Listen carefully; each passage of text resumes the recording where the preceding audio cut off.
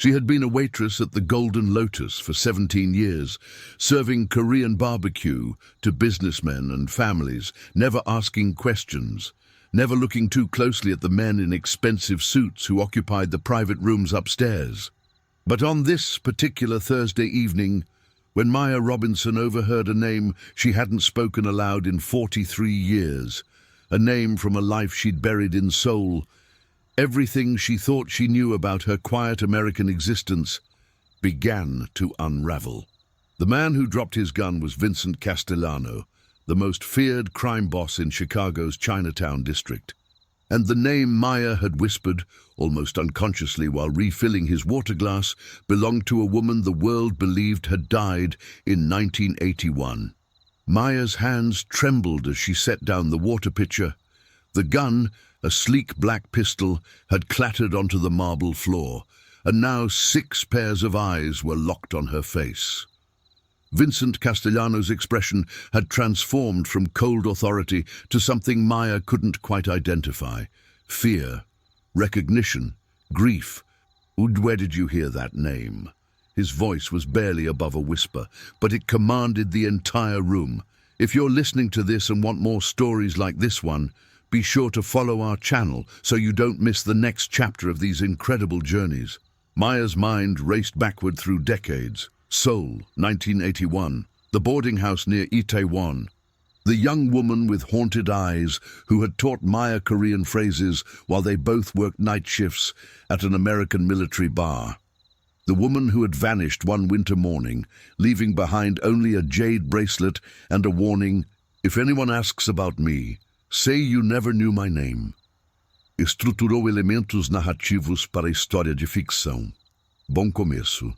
Estabeleci gancho forte com o título Protagonista Negra, Maya Robinson, conexão com a máfia Mistério do Passado, CTA inserida naturalmente, ambiente dramático. Continuando com mais 500 palavras aproximadamente. Maya had kept that promise for 43 years, until tonight, when exhaustion and muscle memory betrayed her, when she'd been lost in thought about her daughter's hospital bills, and the Korean word had simply slipped out. Mianhe, I'm sorry, followed by a name that apparently meant something to Vincent Castellano. I asked you a question. Castellano rose from his chair, his 6'3" frame towering over Maya's smaller stature. His associates remained frozen, uncertain whether to retrieve the fallen weapon or wait for their boss's next move. I used to know someone. Maya's voice was steady despite her racing heart. At 65 years old, she'd survived too much to be intimidated by a man with a gun, even one who controlled half the underground economy in 3 states. A long time ago, in Korea. What was her name? Say it again. Say it clearly. Maya met his eyes. There was something desperate there, something that transcended violence and power. Park Ji-hee. The room went silent. One of Castellano's men made a small sound, quickly stifled. Vincent's face had gone pale beneath his tan. That's impossible. He moved closer, studying Maya's features with unsettling intensity. Ji-hee died in Seoul in 1981. I have the death certificate. I've visited her grave. Maybe she did die, Maya said carefully. I only knew her for 3 months. We worked together. Then she disappeared. Disappeared how? Maya hesitated. The truth was complicated, wrapped in layers of memory she deliberately tried to forget. The truth involved American soldiers, Korean organized crime, a pregnancy, and a plan that had seemed desperate even then. She left me a bracelet, Maya said instead, jade with gold inlay. She said if I ever needed to, I could sell it. She said it was worth enough to start a new life. Vincent's hand shot out, gripping Maya's wrist, not violently, but firmly. You still have it. No. I sold it 20 years ago when my daughter needed surgery. Something shifted in Vincent's expression. His grip loosened but didn't release. Your daughter. How old? The question landed like a physical blow. Maya's breath caught. She knew where this was going, knew it with the same certainty she'd known 4 decades ago that Ji-Hai's secrets were dangerous enough to kill for. 42, Maya whispered. Vincent released her wrist and stepped back, his hand moving to his chest as if he'd been struck. Behind him, his associates exchanged glances, clearly confused by their boss's uncharacteristic behavior. "What's your daughter's name?" "Sarah. Sarah Robinson." "Robinson, your married name?" "My name. Just mine. There was never a father listed on the birth certificate." The words hung in the air between them. Maya watched as Vincent Castellano, a man rumored to have ordered the deaths of rivals without hesitation, processed information that was clearly reordering his understanding of his own history. Finally, he spoke, his voice rough with emotion. "I need you to come with me. There's someone you need to meet." Maya should have refused, should have grabbed her coat and walked out of the Golden Lotus forever. But something in Castellano's eyes told her that the past she'd been running from had finally caught up. And perhaps it was time to face what Ji-Hai had started all those years ago in Seoul. What Maya didn't know, what she couldn't have known, was that the person waiting to meet her wasn't just connected to her past. The person who had orchestrated this entire encounter, who had placed Maya in this restaurant 17 years ago, who had been watching and waiting for exactly this moment, was about to destroy everything she believed about her daughter's origins and her own choices as a mother. Maya followed Vincent Castellano out of the restaurant and into a black Mercedes, the same way she'd followed Ji-Hai into that boarding house in Seoul 43 years earlier. Some patterns, it seemed, were destined to repeat themselves across generations and continents. The car drove through Chicago's nighttime streets in silence. Maya counted streetlights, a nervous habit from childhood. 27 lights before they turned onto Lakeshore Drive. 15 more before they pulled into the underground garage of a building Maya recognized from news reports, Castellano's legitimate business headquarters. A 40-story tower housing everything from import-export companies to real estate firms. The elevator ride lasted 90 seconds, long enough for Maya to notice that Vincent's hands were shaking slightly as he pressed the button for the 38th floor. Long enough for her to wonder if she should have left a note for someone, anyone, indicating where she'd gone. The doors opened to reveal not an office, but a private residence. Expensive and tasteful, all marble and dark wood, with floor-to-ceiling windows overlooking Lake Michigan. "She's in the library," Vincent said, his voice strange and distant. "She's been waiting a very long time to meet you." He led Maya through a hallway lined with photographs. Maya's steps slowed as she recognized faces from another lifetime. There, a young American soldier, handsome and smiling. There, a Korean woman in traditional hanbok. And there, her breath stopped. Ji-Hee, unmistakable even in the faded photograph, standing beside a man who looked remarkably like a younger Vincent Castellano. "That's my father," Vincent said, noticing her stare. "Anthony Castellano. He was stationed in Seoul in 1980. He met Ji-Hai at the bar where she worked. He fell in love, and when his tour ended, he promised to bring her to America, to marry her. But she died," Maya said automatically. "That's what I was told. I was 3 years old when he came home from Korea, devastated. He never remarried, built his empire here in Chicago, but he was never the same. Every year on her birthday, he'd fly to Seoul and visit her grave." Vincent's jaw tightened, except apparently it wasn't her grave. They reached a set of double doors. Vincent knocked once, then pushed them open. The library was enormous, 2 stories tall, every wall lined with books. A fire crackled in the fireplace, and sitting in a high-backed chair, silhouetted against the flames, was an elderly woman with silver hair pulled back in an elegant bun. She turned her head as they entered, and Maya's world tilted on its axis. Park Ji-Hai looked older. Of course she did. 43 years older, but her eyes were the same, sharp, intelligent, and filled with a sorrow that time hadn't diminished. "Hello, Maya," she said in perfect English, though her accent carried traces of both Korean and Italian inflections. "I've been waiting for you." Maya couldn't speak, couldn't process what she was seeing. Ji-hai stood, moving with the careful grace of someone whose body had survived trauma. She was smaller than Maya remembered, more fragile, but there was steel in her spine. "You're alive," Maya finally managed. "Obviously." Ji-hai's smile was sad. "Though there were many years when I wished I wasn't." "Sit down, Maya. We have much to discuss, and not all of it will be pleasant." Maya sank into a chair, her legs suddenly unreliable. Vincent remained standing, his posture rigid, clearly as shaken by this reunion as Maya was. "I faked my death in Seoul," Ji-hai began without preamble. "I had help. The same people who controlled the bar where we worked. They were connected to certain Korean organizations that had arrangements with certain Italian families here in America. When I discovered I was pregnant with Vincent, I knew Anthony's family would never accept me, a Korean bar girl, carrying the child of a Castellano. They would have killed me, killed the baby. So I made a deal." "What kind of deal?" Maya's voice was barely audible. "I agreed to disappear, to let Anthony believe I had died. In exchange, they smuggled me to America under a new identity and allowed me to stay close enough to watch my son grow up, even if I could never claim him as mine." Vincent made a sound, something between a gasp and a groan.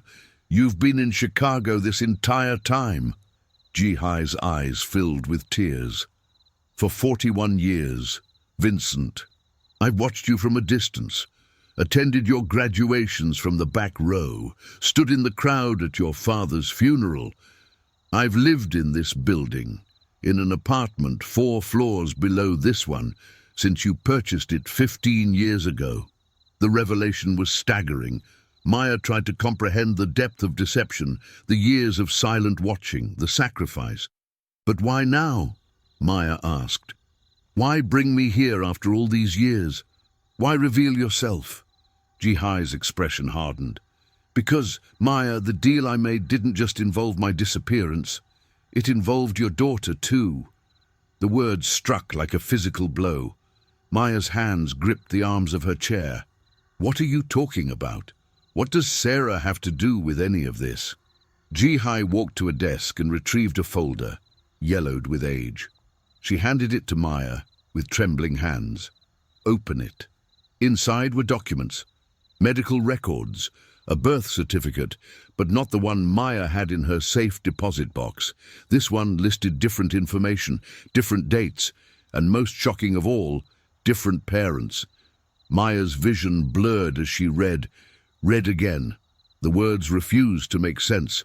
"I don't understand. This says Sarah was born in Seoul. This says that Sarah is my biological daughter," Ji-hee finished quietly. "Not yours." The room spun. Maya looked up at Ji-hai, then at Vincent, then back at the documents in her hands. "That's impossible. I was pregnant. I gave birth to her in Chicago. I have the hospital records. You have the records we created for you." Ji-hai interrupted gently. "Maya, think back, really think back. You returned from Seoul in late 1982, correct? And Sarah was born 3 months later." Maya's mind raced through memories, suddenly uncertain.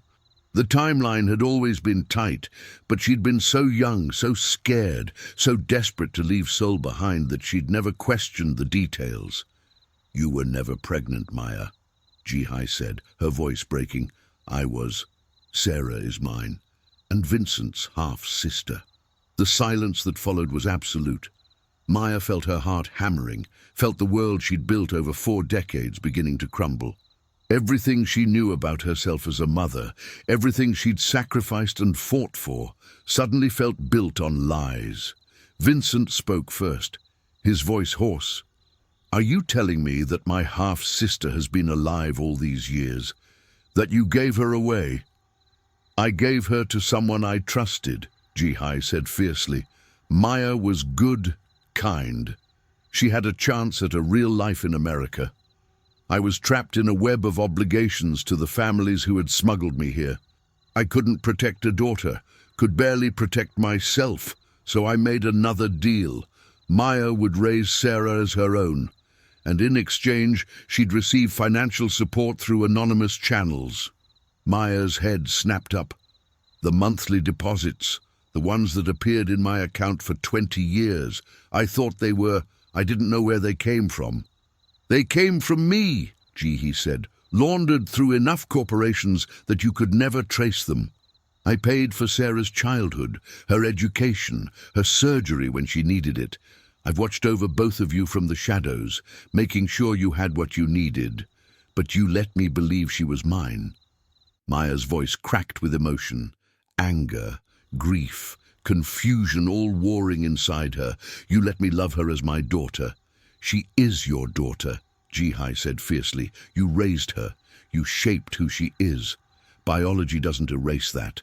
But she's also my daughter and Vincent's sister. And that matters now because Sarah is in danger. The words cut through the emotional chaos like a blade. Maya stood abruptly. What kind of danger? Jihi glanced at Vincent, who nodded grimly. There's a reason I orchestrated this meeting tonight, Jihi said. A reason I had Vincent's people ensure you'd be working in that private room, that you'd overhear that name. I needed Vincent to know the truth because we're out of time. The same families that helped me fake my death 43 years ago have discovered that Sarah exists. They know she's a Castellano by blood, and they're going to use her to destroy everything Vincent has built. Maya felt cold horror spreading through her chest. How? How would they even know about her? Because someone talked, Vincent said, his voice deadly quiet. If someone close to my organization has been feeding information to our enemies, and 3 days ago they sent me a message. He pulled out his phone, brought up a photo, and showed it to Maya. It was Sarah, Maya's daughter, Jihi's daughter, walking down a street in Seattle where she worked as a pediatric nurse. The photo had been taken from close range, intimate and threatening, and written across it in red letters were 3 words, "We know everything." Maya's legs gave out. She sat down hard, her mind reeling. They're going to kidnap her, Vincent said bluntly. Use her as leverage against me, force me to surrender territory, money, operations, or worse, they'll kill her to send a message. Then we go to the police, Maya said desperately. The police can't protect her from this, Vincent replied. These aren't street criminals, Maya. This is the Greco family out of New York, with connections to the Ndrangheta in Italy and the Yakuza in Japan. They have resources, patience, and no moral boundaries. If they want Sarah, they'll take her. Unless we move first. Move how? Maya's voice was shaking. Jihi leaned forward. That's why you're here. We need your help to save our daughter. Because there's something Sarah has, something she doesn't even know she has, that can protect her, but only if you're willing to tell her the truth about where she came from. Maya looked between Jihi and Vincent, these 2 people who had just upended everything she understood about her life, her daughter, her purpose. What does she have? Jihi's smile was grim. A birthright. Anthony Castellano, Vincent's father, was a complicated man, brutal in business, but he never forgot Jihi. Before he died, he created a trust, a massive trust, worth hundreds of millions. It was supposed to go to Vincent, but there was a clause. If Anthony ever had other children, biological children, the trust would be split equally among them. Vincent picked up the thread. My father never knew about Sarah. If he had, he would have changed his will, but the trust documents are ironclad.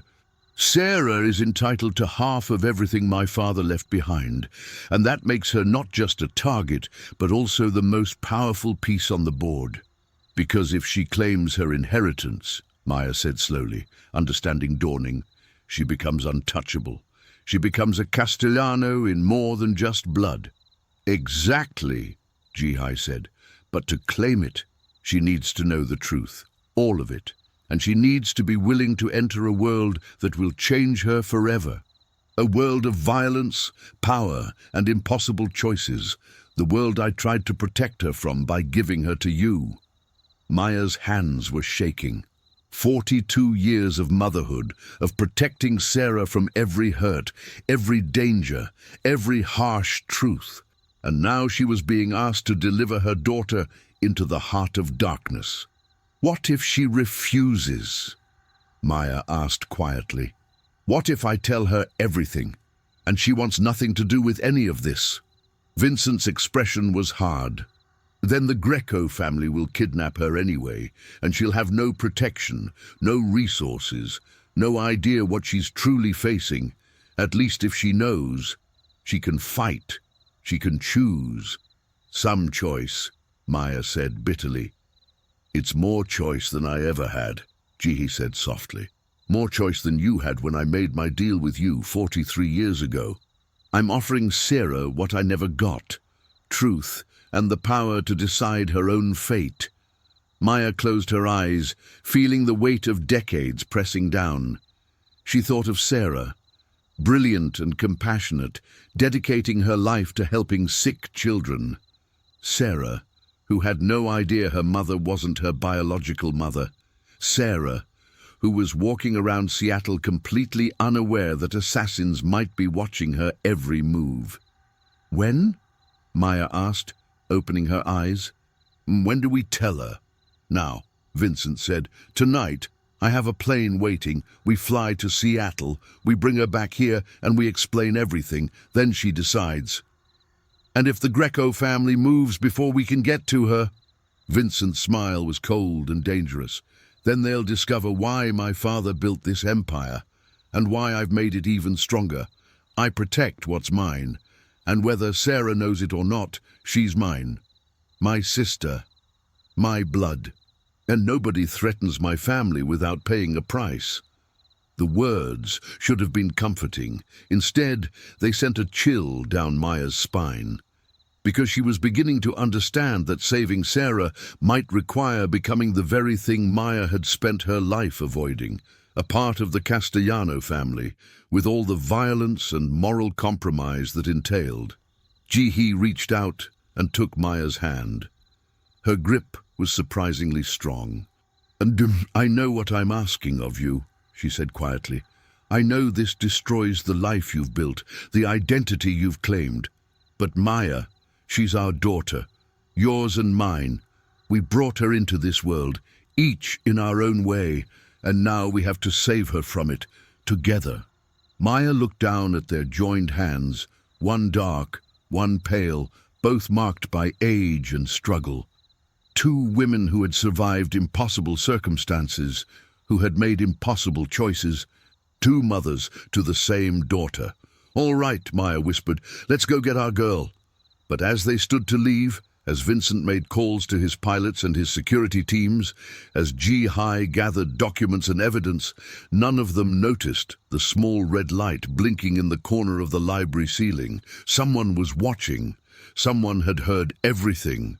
And in a penthouse in New York City, the head of the Greco family smiled as he listened to the recording of the conversation he'd been waiting 43 years to hear. The game, he decided, was about to get very interesting indeed. The plane ride to Seattle was tense and silent. Maya sat in the leather seat of Vincent's private jet, watching clouds slip past in the darkness. Beside her, Jihai stared out the opposite window, lost in her own thoughts. Vincent was in the cockpit with the pilots, coordinating with his security team on the ground. Maya's phone buzzed. A text from Sarah. "Mom, are you okay?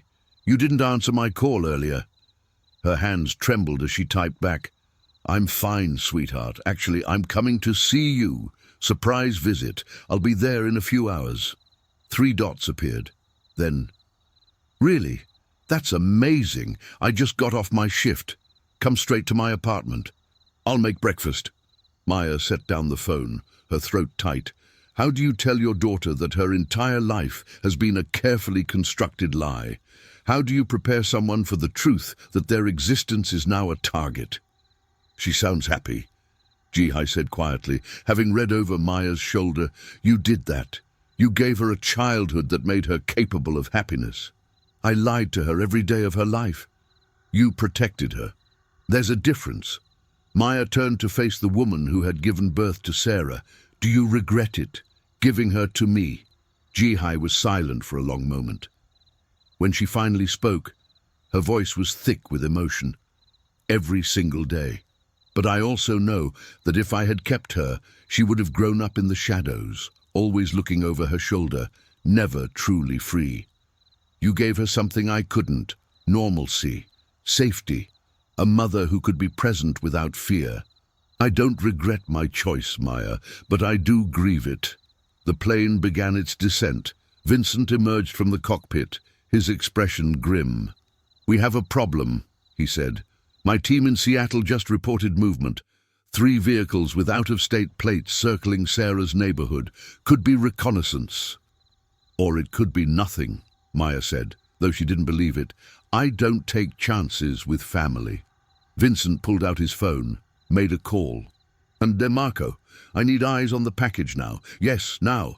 I don't care if she's sleeping. I want confirmation she's secure. He hung up, his jaw tight. We'll know in 2 minutes if she's safe. Those 2 minutes felt like hours. Maya gripped the armrests as the plane touched down, taxied to a private hangar. Vincent's phone rang. Talk to me, he answered, his voice sharp.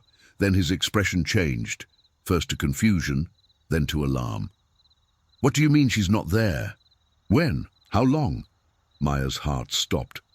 What's happening? Vincent held up a hand for silence, listening intently to whoever was on the other end. When he hung up, his face was pale. Sarah left her apartment 40 minutes ago. Got into a black SUV with 2 men. My people are trying to track her now, but they lost the vehicle in downtown Seattle traffic. Oh God, Maya's voice broke. They have her. The Greco family has her. We don't know that, Vincent said, but his tone suggested otherwise. Then Maya's phone rang. Unknown number. Her hands shook as she answered. Hello? Mum. Sarah's voice was strained, frightened.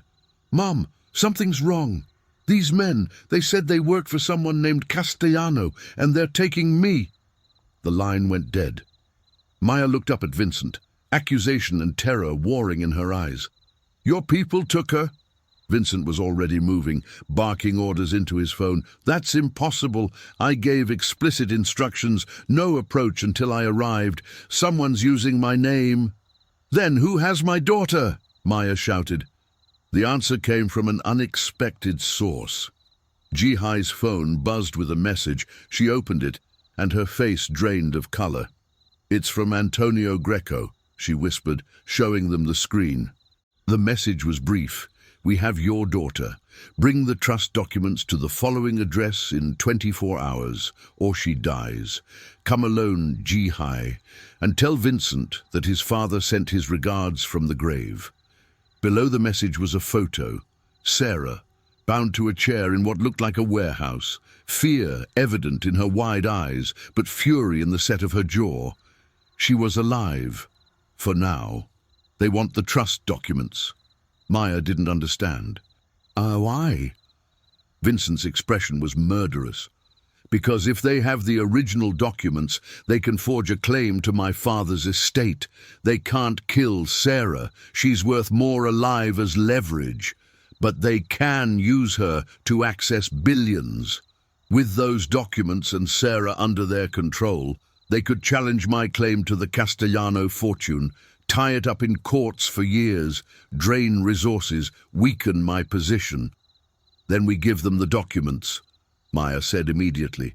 We give them whatever they want and we get Sarah back. It's not that simple, Jihai said.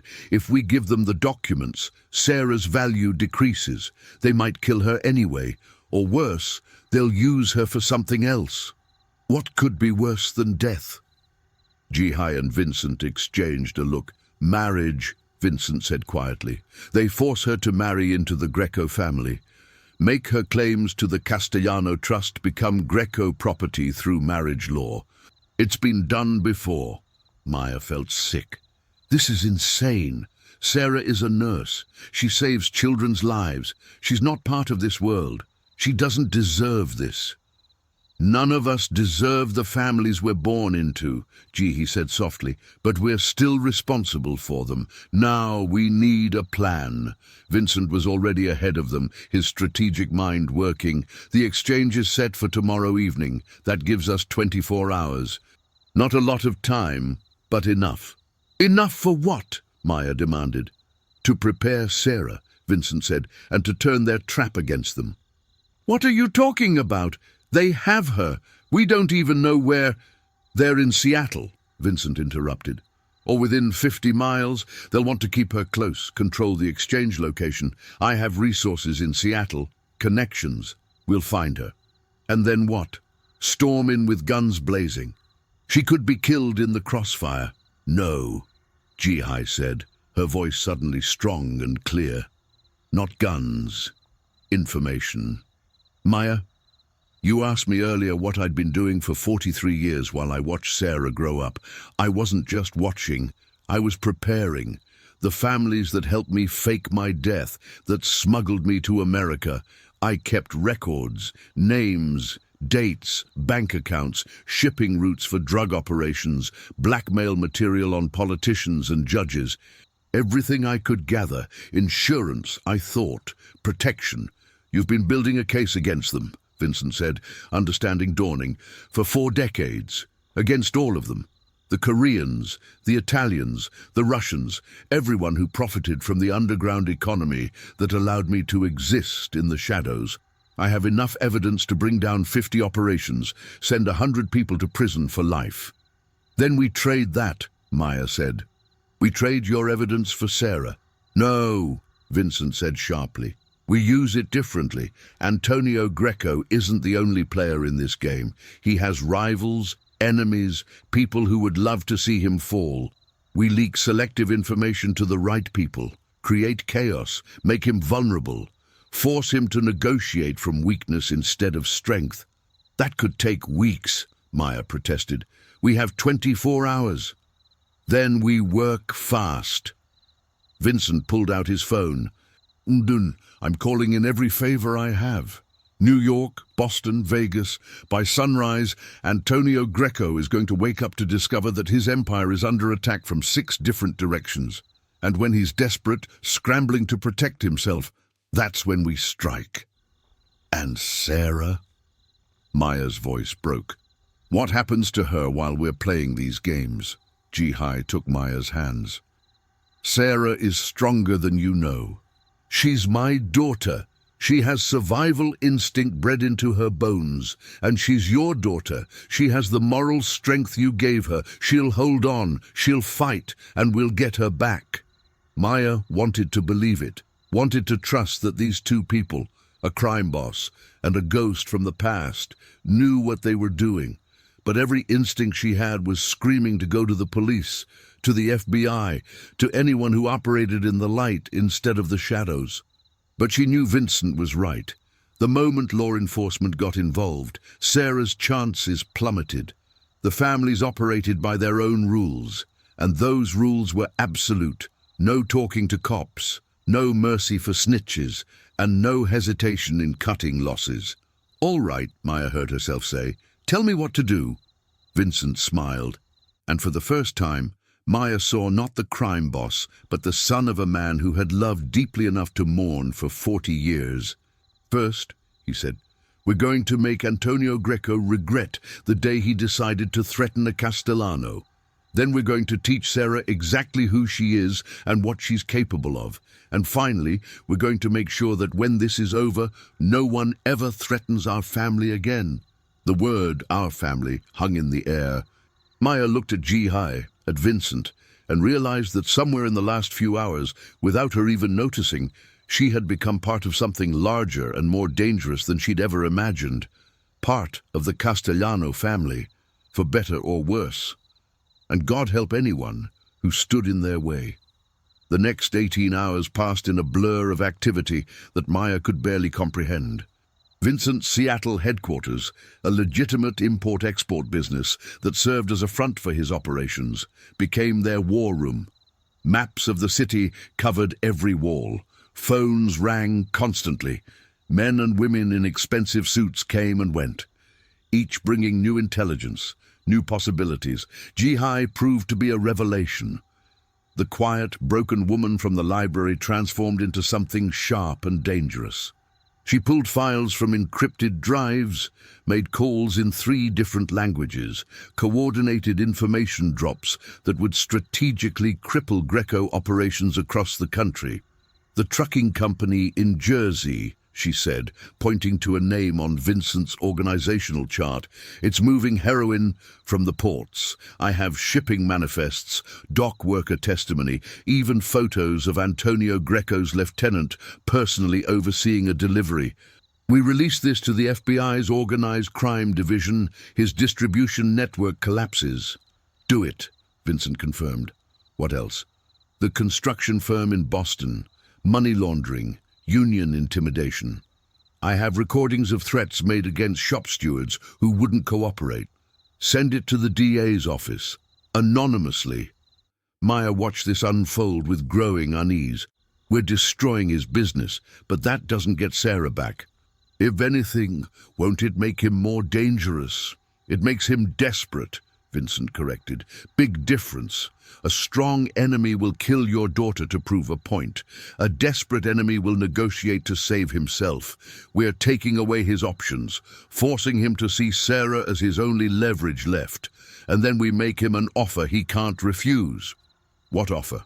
Vincent's smile was cold. We give him Jihai. Jihai didn't flinch. I expected as much. Wait, what? Maya stepped between them. You're not seriously suggesting... It's what he wants, Jihai said calmly. Antonio Greco's father was the one who helped me fake my death in Seoul. He made a promise to me, and I made promises in return. One of those promises was that I would marry Antonio when I was ready to resurface, unite the Korean operations with the Italian families through marriage. But you never did. You stayed hidden. Because I never intended to honor that promise. I used them to escape, then disappeared even from them. Antonio has been searching for me for 43 years, not just for revenge, but because I represent unfinished business. With me as his wife, he legitimizes claims to operations I helped build, connections I helped forge. I'm the prize he's always wanted. So we're just going to hand you over. Maya couldn't believe what she was hearing. We're going to make him think he's getting me, Jihai corrected, in exchange for Sarah, a trade. But the moment Sarah is safe, Vincent's people extract me. It's risky, but it's the best option we have. The best option is calling the FBI and letting them... The FBI can't help us, Vincent said flatly. This isn't a TV show, Maya. Sarah isn't going to be rescued by federal agents in the nick of time. If we bring in law enforcement, Antonio kills her immediately. That's how this works. That's the only rule that matters. Maya felt helpless, out of her depth. These people operated in a world where human lives were bargaining chips, where betrayal and violence were simply business tactics. But they were also right. She knew it in her bones. The only way to save Sarah was to play by their rules. When do we make the offer? She asked quietly. 6 hours, Vincent said. I want him softer first. By 3 p.m., he'll have lost 2 distribution networks, 3 money laundering operations, and his lieutenant in Boston will be in federal custody. By then, he'll be ready to listen. The call came at 3:17 p.m. Vincent put it on speaker. Castellano. Antonio Greco's voice was rough, aged, but still carried authority. You've been busy, just returning the favor. You touch my family. I touch yours. The girl isn't your family. She's a bastard born in Seoul to a whore who lied to everyone. Vincent's hand tightened on the phone, but his voice remained calm. Careful, Antonio. You're talking about my sister and my father's daughter. That makes her a Castellano. which means she's protected by everything that name represents. She's leverage, nothing more. Then let's negotiate. You want something from me. I want my sister back. Let's make a deal. There was a pause. What are you offering? Park Ji-hai, alive, unharmed, delivered to you personally, in exchange for Sarah Robinson, unharmed and free to leave. The silence on the other end stretched for 10 seconds. 20. Ji-hai is dead. We both know that's not true. She's been hiding in plain sight for 40 years, but she's willing to come out of the shadows now, for the right price. And that price is the girl's life. That's the price. Another pause. Why would Ji-hai agree to this? Because Sarah is her daughter, and because she's tired of running. Ask your father, Antonio. He'll remember the promises she made. She's ready to honor them now. More silence. Maya could hear her heartbeat in her ears. I want proof, Greco finally said. I want to speak with Ji-hai directly. Video call. 1 hour. Done. But I want proof too. I want to see Sarah. I want her to tell me she's unharmed. You'll get your proof when I get mine. The line went dead. Maya turned to Ji-hai. Can you do this? Can you convince him? Ji-hai's expression was unreadable. I've been convincing men of lies for 43 years. Maya, this is just one more performance. The last one, if we're lucky. The video call happened exactly 1 hour later. The screen showed Antonio Greco in what appeared to be a luxury office. He was 75, maybe 80, with silver hair and sharp eyes. Behind him, Maya could see 2 bodyguards. When Ji-hai appeared on Vincent's camera, Greco's face transformed. Shock, wonder, and something that might have been love all flickered across his features. Ji-hai. His voice was almost reverent. You haven't changed. I've changed more than you know, Antonio. Ji-hai's voice was steady. But I'm here, and I'm ready to fulfill my promises. If you return the girl, why now, after all these years? Because she's my daughter, and I failed her once by giving her away. I won't fail her again by letting her die. Greco studied her face through the screen. How do I know this isn't a trick? How do I know you won't disappear again the moment the girl is safe? You have my word. Greco laughed, but there was no humor in it. Your word. You faked your own death, Ji-hai. Your word means nothing. Then what do you want? What guarantee will satisfy you? Greco leaned forward.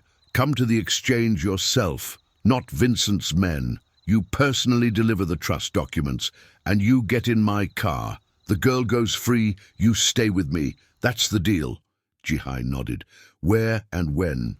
Tomorrow, noon, Pike Place Market, public, crowded. You can't bring an army, and I won't risk any violence with that many witnesses around. You hand over the documents.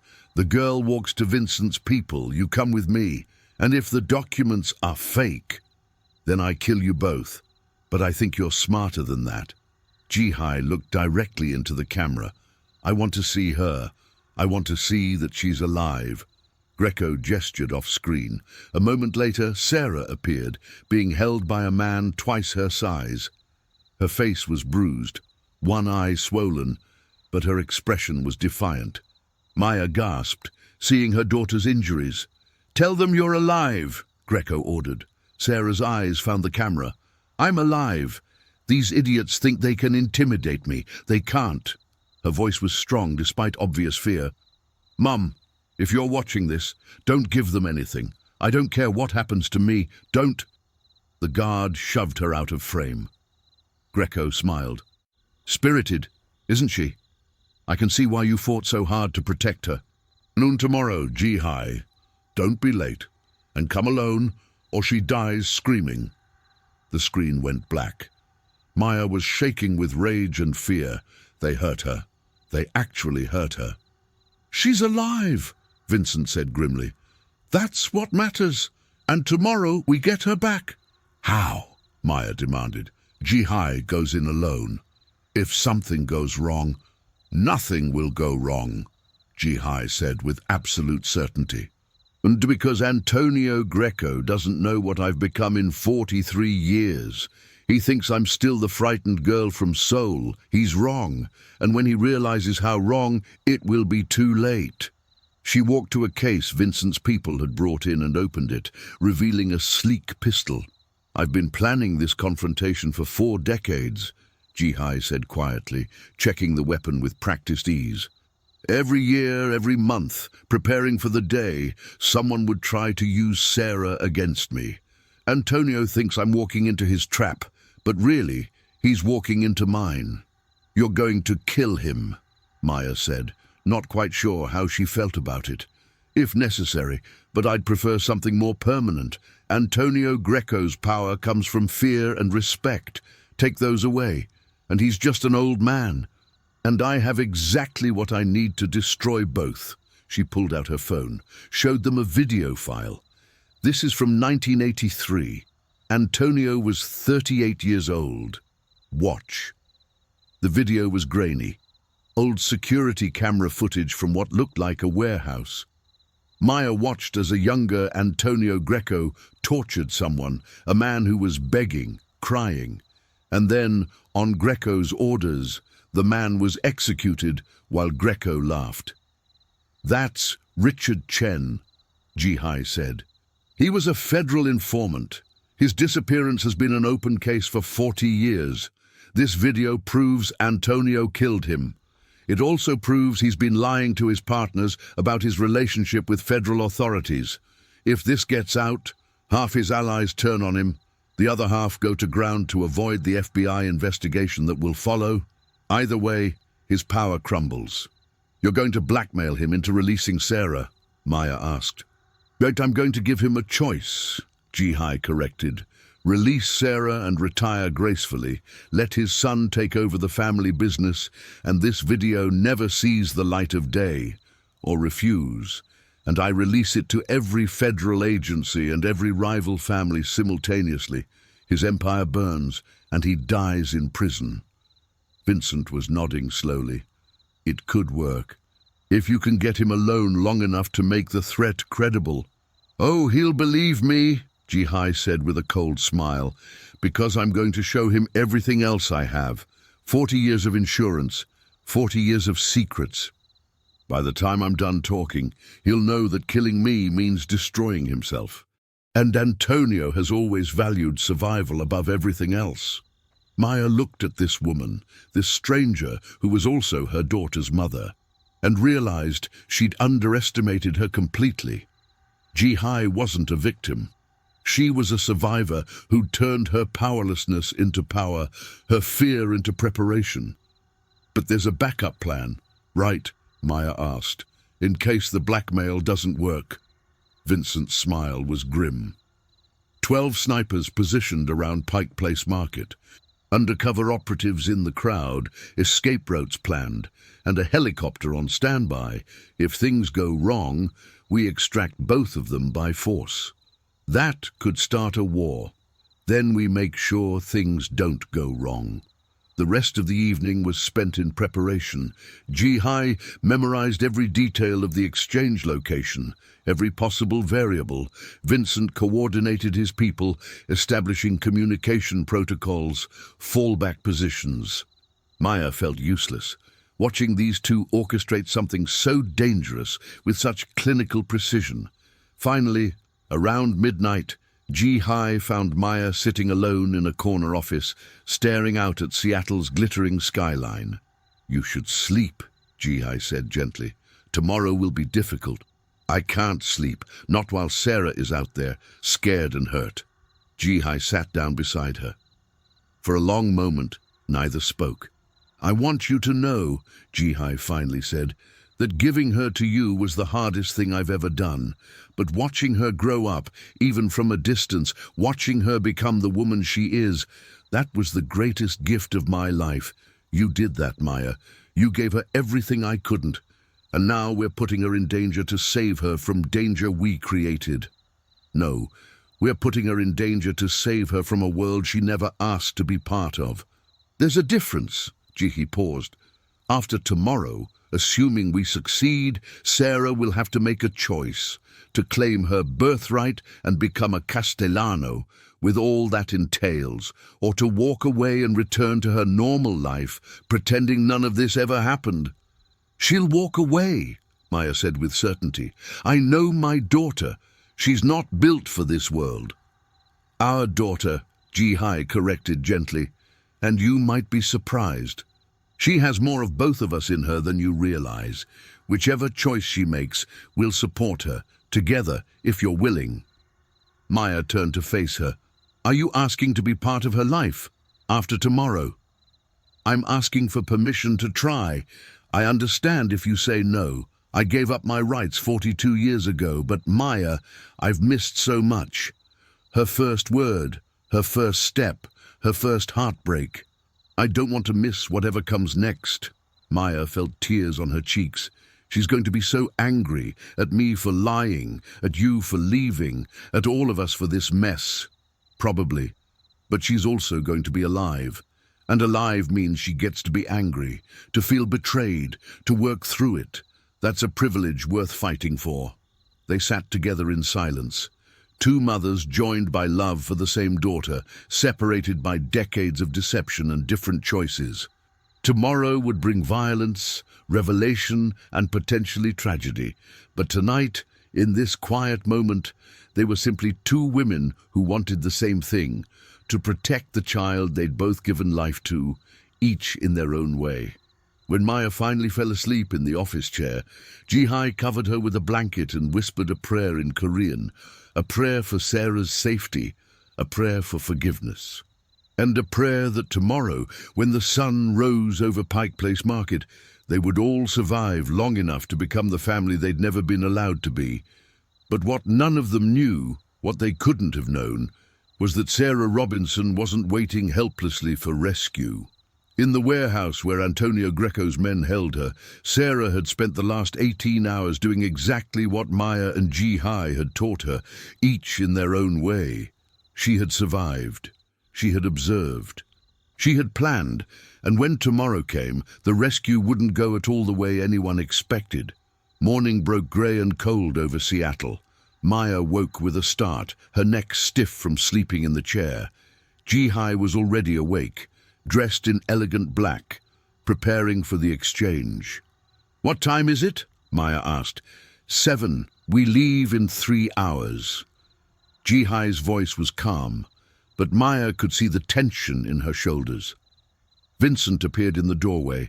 We have a problem. Maya's heart sank. What kind of problem? Sarah's gone. What do you mean gone? I thought Greco had her. He did. But 20 minutes ago, one of my informants reported an explosion at a warehouse in the industrial district. Fire department and police are on scene, and my sources say 2 bodies were pulled from the wreckage, both Greco's men. No sign of Sarah. Maya stood so fast, her vision swam. Someone else took her. Another family. Or she escaped, Ji-hai said quietly. They all turned to stare at her. I know my daughter, Ji-hai said with unexpected pride, and she's been planning something. I could see it in her eyes during that video call. She wasn't just defiant, she was calculating. Vincent pulled up security footage on his laptop. Odi, this is from a traffic camera 3 blocks from the warehouse, timestamp 23 minutes ago. The grainy video showed a woman running, limping badly but moving fast. She was covered in soot, her clothes torn, but even through the damage, Maya recognized her daughter. That's Sarah, Maya breathed. She's headed east, Vincent said, tracking her movement into a residential neighborhood, but she's not going to a hospital or police station. She's avoiding main roads, sticking to alleys. She knows someone's looking for her, Ji-hai said. She's staying hidden, smart. We need to find her before Greco does, Vincent said. He's going to be furious when he realizes she escaped. His phone rang. Greco. Vincent answered on speaker. Antonio. You set me up. Greco's voice was deadly quiet. You sent people to extract the girl. I didn't. She escaped on her own. Impossible. She was secured, guarded. Then your guards weren't as competent as you thought. 2 of them are dead, and the girl is in the wind, which means our deal is off." "The deal is very much on," Greco snarled. "You find that girl and bring her to Pike Place at noon, or I start a war that will burn every Castellano operation from here to New York. I don't care if she escaped. She's still leverage. Find her." The line went dead. "He's bluffing," Vincent said, but he didn't sound convinced. "He can't afford a full-scale war right now, not with his operations compromised." "He's desperate and angry," Jihai countered, "which makes him dangerous in a different way. We need to find Sarah before he does." "She's my daughter," Maya said firmly. "She'll try to contact me. Let me get my phone." But before she could finish, Maya's phone buzzed with a text from a blocked number. "Mom, I'm okay. Don't trust anyone. There's something wrong. This isn't what you think it is. Don't go to the exchange." Maya showed them the message. "What does she mean? This isn't what you think it is." Vincent frowned. "Can you track that number?" Maya asked. "Already on it," Vincent said, making calls to his tech people. "She's trying to warn us," Jihai said slowly. "But about what?" The answer came 15 minutes later when Vincent's tech expert called back. "Boss, that message didn't come from Seattle. The cell tower ping puts it in Chicago." They all froze. "Chicago?" Maya repeated. "But we saw her in Seattle. We saw the video." "Call it up again," Jihai demanded. "The video from the warehouse." Vincent pulled up the footage. They watched in silence as Sarah, or who they thought was Sarah, ran through Seattle streets. "Zoom in on her face," Jihai said. Vincent enhanced the image. And there, just visible beneath the soot and damage, was something that made Maya's blood run cold. "That's not a bruise on her cheekbone," Jihai said quietly. "It's makeup, theatrical makeup. And her gait. She's favoring the wrong leg. Sarah injured her left knee in college. She always compensates slightly when she walks. This woman favors her right." "It's not her," Maya whispered. "That's not Sarah." "Then where is our daughter?" Jihai's voice was steel. Vincent was already pulling up new information, cross-referencing databases. "If Sarah is in Chicago and has been this whole time, then the whole kidnapping was a distraction," Jihai finished. "To get us here, away from Chicago, chasing shadows while something else happens." "But why? What's the actual target?" Maya's phone buzzed again. Another message. "They're going after Vincent's empire, using me as cover. There's a coup happening inside the Castellano organization. It's not Greco, it's someone closer.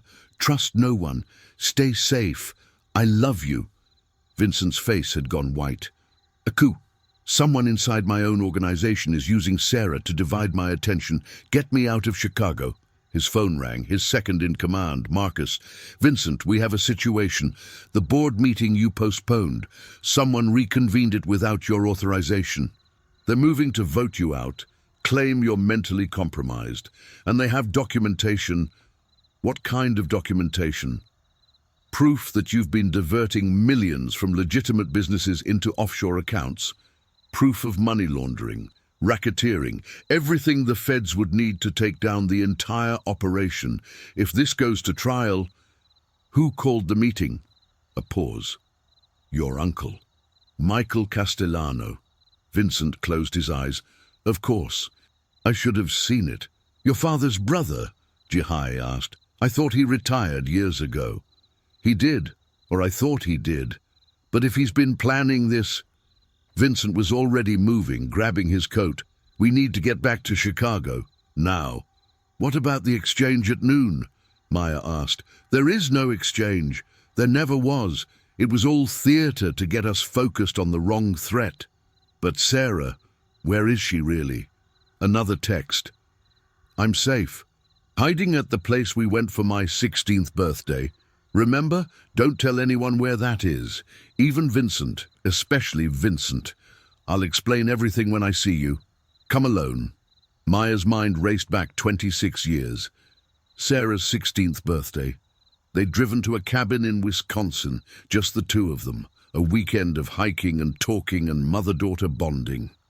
Sarah had loved it so much she'd made Maya promise they'd go back someday. They never had, but Sarah clearly remembered. "She's in Wisconsin," Maya said carefully, not revealing the specific location, "and she's safe, but she doesn't want Vincent to know where." Vincent's expression hardened. "She thinks I'm part of it." "Are you?" Maya surprised herself with the directness of the question. "No, but I understand why she might think so. If my uncle has been feeding her information, manipulating her perception." He ran a hand through his hair. "This is exactly what he'd do. Turn my own sister against me before we even get a chance to meet, isolate her, make her think everyone is a threat. Or," Jihi said quietly, "Sarah has figured out something we haven't, and she's protecting herself the only way she knows how." They stood in tense silence, the dynamics of trust and betrayal swirling between them. Finally, Vincent spoke. "Here's what we're going to do. Jihi and I fly back to Chicago immediately. We deal with my uncle's coup before it can gain traction. Maya, you go to your daughter. You're the only one she trusts right now. Find out what she knows. And then what?" Maya challenged. "You expect me to hand her over, to convince her to join your family business? I expect you to tell her the truth and let her decide. That's all any of us can do at this point." Vincent's phone was buzzing continuously now. "I have to go. Michael has 40 years of resentment and 6 hours head start. If I don't move now, everything my father built, everything I've protected, crumbles." He headed for the door, then paused. "Maya, whatever Sarah tells you, whatever you discover, remember this. She's a Castellano. That means she has resources, protection, and rights that no one can take away. Not my uncle, not the Greco family, not anyone. Make sure she understands that." Then he was gone, Jihi following close behind after giving Maya a brief, tight hug. And Maya was alone, staring at her phone, at her daughter's messages, wondering how everything had gotten so complicated so quickly. She booked a flight to Milwaukee, rented a car, and drove the familiar route to the cabin. Every mile, her mind spun with possibilities. What had Sarah discovered? How had she escaped? And why did she think Vincent was a threat? The cabin appeared exactly as Maya remembered, small, rustic, surrounded by pine trees. Sarah's rental car was parked outside. Maya approached slowly, announced herself. "Sarah, sweetheart, it's Mom. I'm alone." The door opened, and there was her daughter, bruised but alive, wearing sweatpants and a borrowed jacket, her hair pulled back, her eyes older than they'd been 3 days ago. "Mom." Sarah's voice broke, and they fell into each other's arms, both crying, both holding on as if they'd never let go. "Are you hurt? Are you safe? What happened?"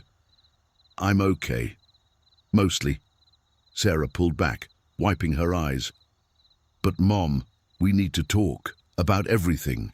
About who I really am, and what they've all been hiding from you." They went inside. Sarah had made coffee, had files spread across the cabin's small table. Files that looked like they contained decades of secrets. "How did you get all this?" Maya asked, looking at documents about the Castellano family, the Greco family, transaction records, photographs. "Vincent's uncle gave them to me," Sarah said.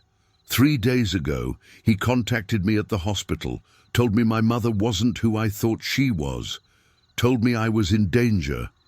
At first I thought he was crazy, but then he showed me these documents. Birth certificates, DNA tests, financial records, everything. Maya's heart sank. "Sarah, there's so much you don't understand." "Then help me understand," Sarah said, her voice steady but hurt. "Tell me the truth, Mom, all of it. Because according to these documents, you're not my biological mother. And the woman who is Park Jihi has been alive this whole time, hiding in Chicago, watching me grow up without ever telling me she existed." Maya sat down heavily. "It's true. All of it. Ji-Hai is your biological mother, but Sarah, you have to understand the circumstances. I'm trying to. That's why I've been reading these files for 3 days straight, trying to make sense of it. Sarah's hands trembled as she held up a document. This is a trust fund, created by Anthony Castellano. It names me as a beneficiary, hundreds of millions of dollars. Is this real? Yes. And Vincent Castellano, this crime boss you've apparently gotten involved with, he's my half-brother? Yes. Sarah laughed, but there was no humor in it. My whole life is a lie. Every story you told me about my father, about how you were young and alone and made a choice to raise me by yourself. All lies. Not lies, Maya said desperately. I did raise you by myself. I did make that choice. The circumstances were complicated, but my love for you, my commitment to you, that was always real. But you knew I wasn't yours, and you never told me. I was protecting you from exactly this, from being pulled into a world of violence and crime and impossible choices. And now I'm in it anyway. Sarah's voice rose. And now I'm being hunted by the Greco family and courted by the Castellanos, and I don't even know who I am anymore. You're Sarah Robinson. You're a nurse who saves children's lives. You're compassionate and brilliant and strong. None of that changes because of who your biological parents are. Everything changes. Sarah stood, pacing. Don't you see, Michael Castellano, Vincent's uncle, he told me that Vincent has been planning this for years, finding me, revealing my existence, using me to legitimize his claim to the family business. He said Vincent orchestrated everything, including the fake kidnapping, to make himself look like my savior, to manipulate me into trusting him. Maya's mind reeled. Sarah, Michael is the one trying to orchestrate a coup. He's turning you against Vincent to isolate you, to make you easier to control. We just found out. How do you know what's true? Sarah challenged. That you've been lied to for 40 years, just like me. Why should we trust anyone at this point? It was a fair question. Maya had no good answer. Sarah sat back down, exhaustion evident. The only reason I contacted you is because even if you lied about my origins, I know you love me, and I need someone I can trust right now, even if that trust is complicated. So I'm asking you, Mom, not as the woman who gave birth to me, but as the woman who raised me, what should I do? Maya reached across the table, took her daughter's hands. I think you should hear everyone's side. Vincent's, Ji-Hai's, even Michael's. Gather all the information, and then you decide what you want your life to be. Because, Sarah, this is your life. Not theirs. Not mine. Yours. And no amount of blood or money or family obligation should take away your right to choose. Sarah's eyes filled with tears. What if I choose wrong? What if I trust the wrong person and end up dead? Then I'll die protecting you. Because whether or not I gave birth to you, you are my daughter. And I will fight for you with everything I have. They held each other for a long moment, mother and daughter, bound not by biology but by 26 years of shared history, shared love, shared life. Finally, Sarah pulled back. Okay, I'll meet with them. But on my terms, in a neutral location, with you there beside me. And if anyone, Vincent, Ji-Hai, Michael, anyone, tries to manipulate or threaten me, we walk away and never look back. Deal. Deal, Maya said. But even as she agreed, Maya wondered if walking away was truly possible anymore. The Castellano name, the trust fund, the knowledge of Sarah's heritage, these weren't things that could simply be ignored. Sarah was part of this family now, whether she wanted to be or not. The only question was whether she would survive long enough to figure out what that meant. Sarah made the calls from a burner phone, setting up a meeting for the following evening in Chicago. Neutral territory, a private room at the Art Institute, arranged through a friend who owed Sarah a favor. Everyone would come unarmed, with no more than one associate each, Vincent, Jihai, Michael and Sarah herself, with Maya by her side. "If this goes wrong," Sarah said as they prepared to leave the cabin, "if there's violence or threats, promise me we run." "Promise me we don't get sucked into their world," Maya promised, even though she suspected it was already too late. They were in the world now. The only choice was how to navigate it. The drive back to Chicago took 6 hours. They used the time to process, to share stories, to begin rebuilding trust.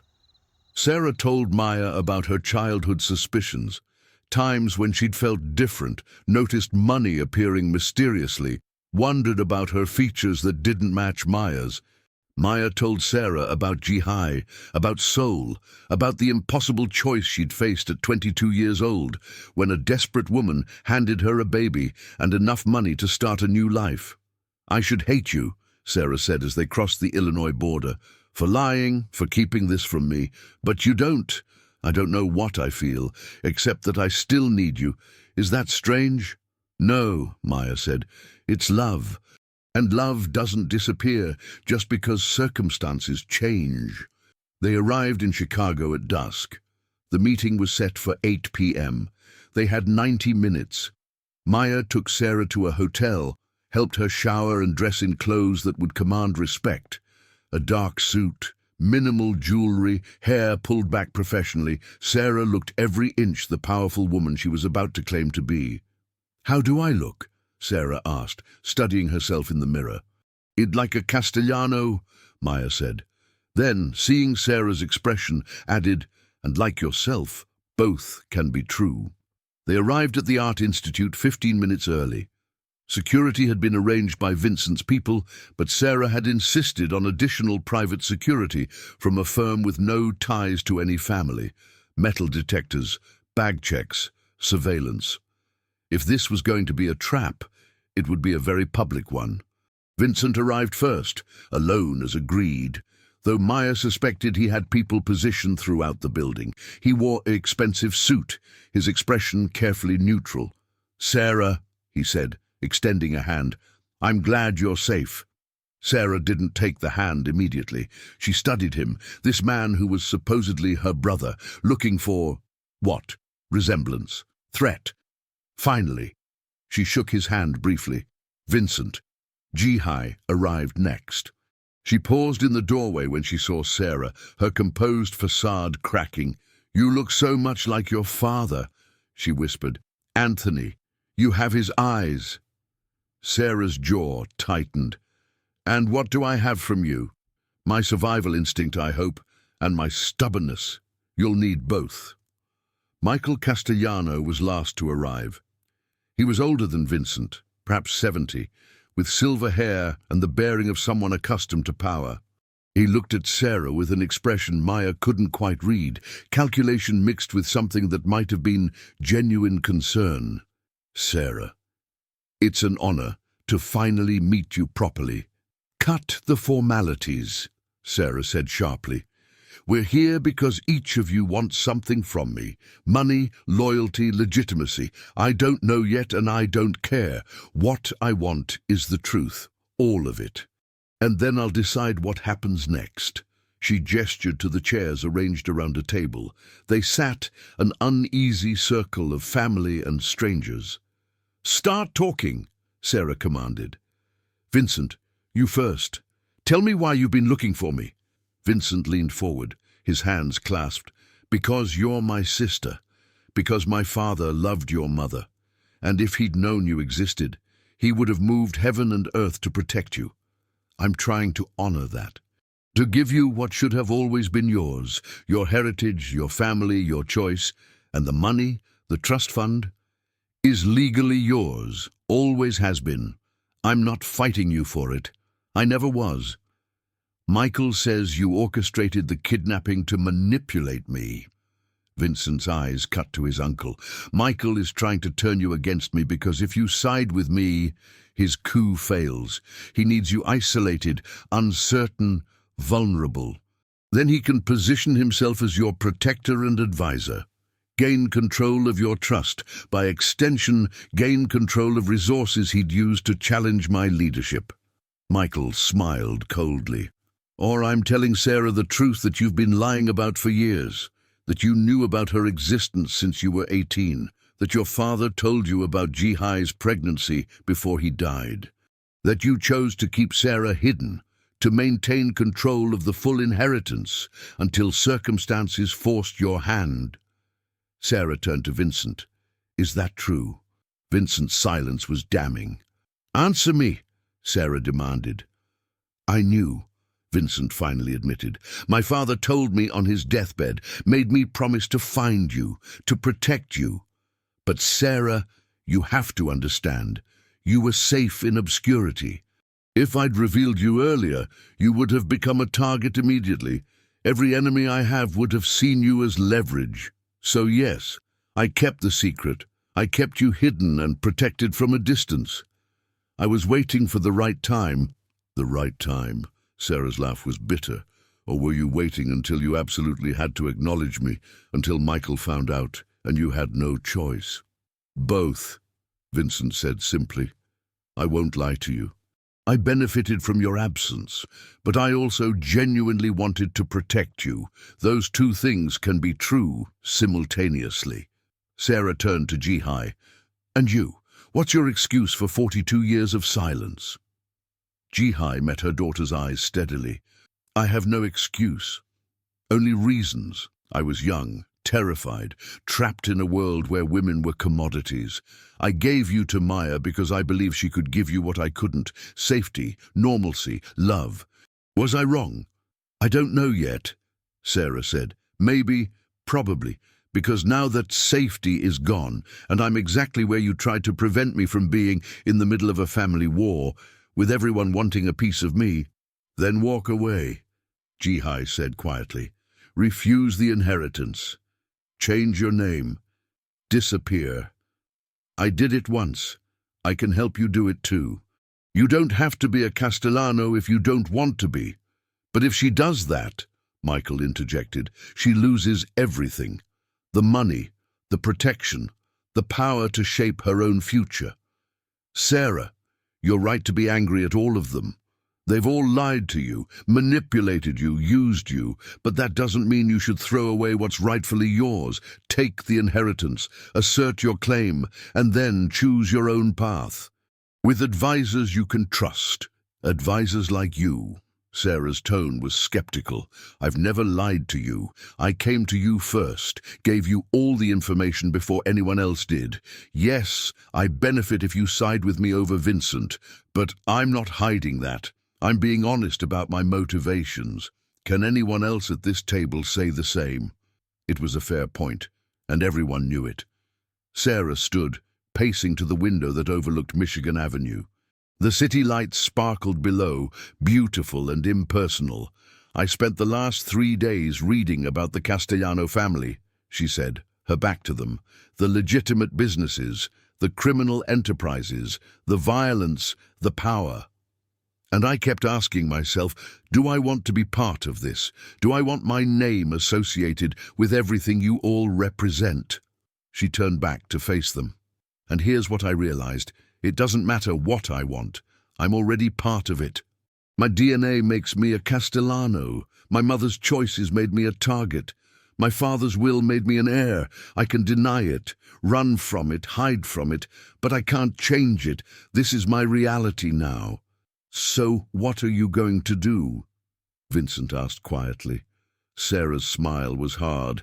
I'm going to take what's mine, all of it. The money, the name, the power, but on my terms, with my rules.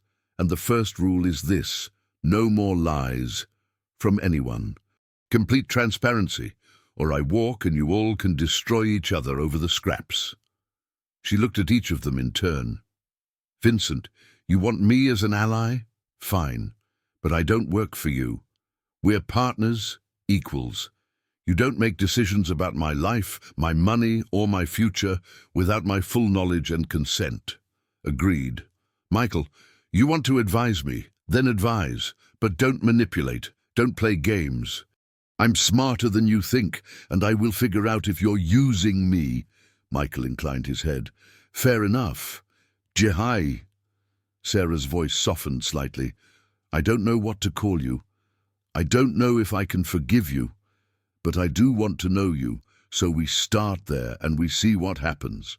Jihai's eyes filled with tears. That's more than I deserve. Thank you. Finally, Sarah turned to Maya. Mum, you're the only one I fully trust, and I need you to promise me something, anything. Promise you'll keep being honest with me, even when it's hard, even when the truth might hurt, because I can handle pain. What I can't handle is more deception. I promise, Maya said. Sarah nodded, then addressed the group. Tomorrow morning, I'm meeting with the lawyers who manage the Castellano Trust. I'm claiming my inheritance, and then I'm restructuring how this family operates. Some of the criminal enterprises end, some of the money gets redirected to legitimate causes, and everyone at this table gets a say in how that happens. But I get the final vote. You can't just dismantle decades of operations, Michael protested. Watch me. I'm not my father. I'm not Vincent. I'm something new, and this family needs to evolve or it dies. Your choice. Which one happens? Vincent was smiling, a genuine smile.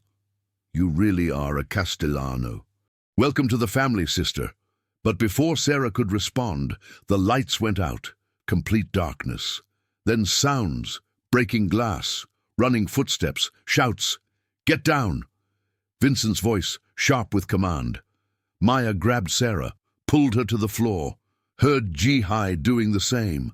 Gunfire erupted, bright muzzle flashes in the darkness, and Maya realized with terrible certainty that someone had decided Sarah's claim to the family was too dangerous to allow. The attack ended as suddenly as it began. Emergency lights flickered on, revealing chaos, overturned furniture, shattered windows, and 3 of Vincent's security personnel down. Everyone okay? Vincent's voice was steady despite the violence. We're fine, Sarah said, checking herself and Maya for injuries. What the hell just happened? Someone sent a message, Michael said grimly, pulling himself up from behind his overturned chair. And they don't want you claiming the inheritance. The Grecos, Sarah asked, or someone else entirely, Vincent said, already on his phone coordinating response. We need to move. This location is compromised. They evacuated quickly, Vincent's remaining security forming a protective barrier around Sarah. Outside, police sirens wailed in the distance. My place, Vincent said. It's the most secure location in the city. No, Sarah said firmly. I'm not hiding. If someone wants to scare me away from my inheritance, they just guaranteed I'm taking it. We're going to the lawyers tomorrow as planned, with every security measure possible. I will not be intimidated. Vincent looked at his sister with something like pride. You really are fearless. Not fearless, furious. There's a difference. They piled into armored vehicles, a convoy heading through Chicago's nighttime streets. Maya sat beside Sarah, watching her daughter process what had just happened. The attack should have terrified her. Instead, it seemed to have crystallized her resolve. I'm done running, Sarah said quietly. Done hiding. Done letting other people make choices about my life. They want a war. They'll get one, but it'll be on my terms. Maya squeezed her hand, proud and terrified in equal measure. Because this was the moment Sarah truly became a Castellano, not by blood or paperwork, but by choice, by standing up and claiming power in a world that would rather see her dead. The rest of the night was a blur of activity. Medical attention for the wounded security personnel, police interviews conducted through lawyers, and hours of strategy sessions as they planned for tomorrow's trust claim and whatever opposition might come. Around 3 a.m., Maya found Jihai alone on Vincent's terrace, looking out at the city. She's remarkable, Jihai said without turning, stronger than I ever was at her age. She's terrified, Maya countered. She's just good at hiding it. Fear and strength aren't mutually exclusive. I should know. I've spent 40 years being both. Maya joined her at the railing. What happens now? After she claims the trust, she becomes the most powerful woman in organized crime, or she dismantles the whole system, or something in between. Jihai smiled sadly. Either way, our daughter is going to change the world. The question is whether it changes her too much in the process. Will you stay, be part of her life? If she'll have me, but I won't force it.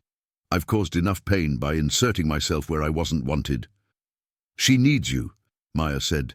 Both of us, different things, different ways, but she needs us. Jihi looked at her, this woman who had raised her daughter, given her everything Jihi couldn't. I was so jealous of you. For 40 years, watching you be the mother I should have been. Hating you and respecting you and wishing I could be you, all at once. And I spent 40 years terrified you'd come back and take her from me. So we were both afraid of losing her. We still are. They stood together in comfortable silence, two mothers united by love for the same extraordinary woman. Whatever happened next, they would face it together. Inside, Sarah was making plans, calling lawyers, arranging security, preparing for the battle ahead. When dawn broke over Chicago, she would walk into the offices of Morrison and Associates and claim her birthright, and nothing, not the Grecos, not Michael's political maneuvering, not 40 years of family secrets, would stop her. Because Sarah Robinson, soon to be Sarah Castellano, had learned something crucial in the last 72 hours. Sometimes the only way to survive a world built on violence and power was to seize that power yourself and use it to build something better. The question was whether she could do that without losing herself in the process. But that, she decided, was a problem for tomorrow.